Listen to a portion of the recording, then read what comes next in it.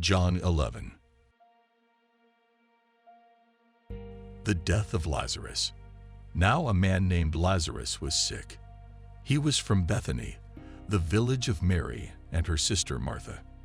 This Mary, whose brother Lazarus now lay sick, was the same one who poured perfume on the Lord and wiped his feet with her hair. So the sisters sent word to Jesus, "Lord, the one you love is sick." When he heard this, Jesus said, "This sickness will not end in death. No, it is for God's glory, so that God's Son may be glorified through it." Now Jesus loved Martha and her sister and Lazarus. So when he heard that Lazarus was sick, he stayed where he was 2 more days, and then he said to his disciples, "Let us go back to Judea." "But Rabbi," they said, "a short while ago the Jews there tried to stone you, and yet you are going back." Jesus answered, "Are there not 12 hours of daylight? Anyone who walks in the daytime will not stumble, for they see by this world's light. It is when a person walks at night that they stumble, for they have no light." After he had said this, he went on to tell them, "Our friend Lazarus has fallen asleep, but I am going there to wake him up." His disciples replied, "Lord, if he sleeps, he will get better." Jesus had been speaking of his death, but his disciples thought he meant natural sleep. So then he told them plainly, "Lazarus is dead, and for your sake I am glad I was not there, so that you may believe. But let us go to him." Then Thomas, also known as Didymus, said to the rest of the disciples, "Let us also go, that we may die with him." Jesus comforts the sisters of Lazarus. On his arrival, Jesus found that Lazarus had already been in the tomb for 4 days. Now Bethany was less than 2 miles from Jerusalem, and many Jews had come to Martha and Mary to comfort them in the loss of their brother. When Martha heard that Jesus was coming, she went out to meet him, but Mary stayed at home. "Lord," Martha said to Jesus, "if you had been here, my brother would not have died. But I know that even now God will give you whatever you ask." Jesus said to her, "Your brother will rise again." Martha answered, "I know he will rise again in the resurrection at the last day." Jesus said to her, "I am the resurrection and the life.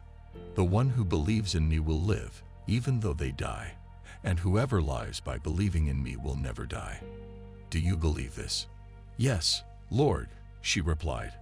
"I believe that you are the Messiah, the Son of God, who is to come into the world." After she had said this, she went back and called her sister Mary aside. "The teacher is here," she said, "and is asking for you." When Mary heard this, she got up quickly and went to him. Now Jesus had not yet entered the village, but was still at the place where Martha had met him. When the Jews who had been with Mary in the house, comforting her, noticed how quickly she got up and went out, they followed her, supposing she was going to the tomb to mourn there. When Mary reached the place where Jesus was and saw him, she fell at his feet and said, "Lord, if you had been here, my brother would not have died." When Jesus saw her weeping, and the Jews who had come along with her also weeping, he was deeply moved in spirit and troubled. "Where have you laid him?" he asked. "Come and see, Lord," they replied. Jesus wept. Then the Jews said, "See how he loved him." But some of them said, "Could not he who opened the eyes of the blind man have kept this man from dying?" Jesus raises Lazarus from the dead. Jesus, once more deeply moved, came to the tomb. It was a cave with a stone laid across the entrance. "Take away the stone," he said. "But Lord," said Martha, the sister of the dead man, "by this time there is a bad odor, for he has been there 4 days." Then Jesus said, "Did I not tell you that if you believe, you will see the glory of God?" So they took away the stone. Then Jesus looked up and said, "Father, I thank you that you have heard me. I knew that you always hear me, but I said this for the benefit of the people standing here, that they may believe that you sent me." When he had said this, Jesus called in a loud voice, "Lazarus, come out." The dead man came out, his hands and feet wrapped with strips of linen, and a cloth around his face. Jesus said to them, "Take off the grave clothes and let him go. The plot to kill Jesus. Therefore many of the Jews who had come to visit Mary and had seen what Jesus did believed in him. But some of them went to the Pharisees and told them what Jesus had done. Then the chief priests and the Pharisees called a meeting of the Sanhedrin.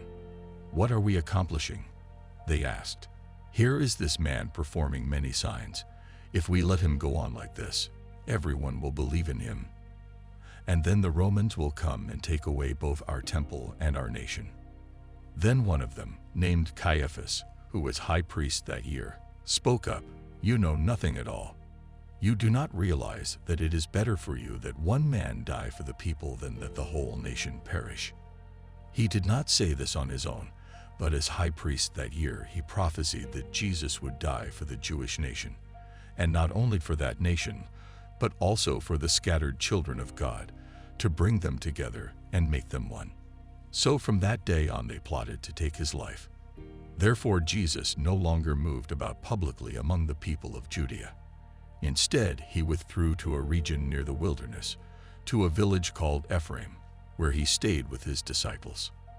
When it was almost time for the Jewish Passover, many went up from the country to Jerusalem for their ceremonial cleansing before the Passover. They kept looking for Jesus, and as they stood in the temple courts they asked one another, "What do you think?